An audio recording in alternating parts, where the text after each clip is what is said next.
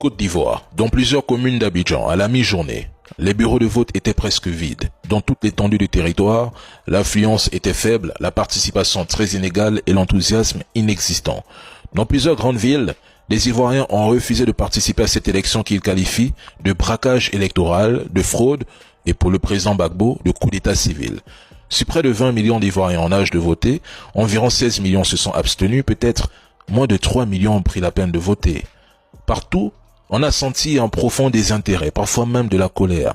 Les manifestations ont éclaté, les manifestants ont été réprimés. Certains bureaux de vote ont été attaqués par des jeunes, notamment dans plusieurs régions de l'intérieur du pays. Ce scrutin a été rejeté massivement. Le taux de participation dramatiquement bas en dit long. Les Ivoiriens ont tourné le dos à une élection qu'ils savaient jouer d'avance, comme si voter n'avait plus aucun sens, comme si plus rien ne pouvait changer leur destin.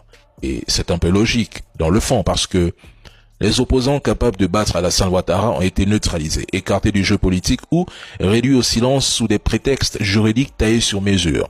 Quant à ceux qui sont restés pour le défier, ils ont accepté de jouer la comédie du système, la comédie des élections qu'on sent qu'ils n'avaient même pas 1% de chance de le vaincre ou de le battre. Leur présence n'était qu'un décor, une illusion de pluralisme pour donner au monde l'image d'une démocratie en marche en Côte d'Ivoire. Et si le monde attend le verdict des urnes en Côte d'Ivoire, il perd son temps, car le résultat n'est pas dans les bulletins. Il est déjà écrit dans les coulisses du pouvoir.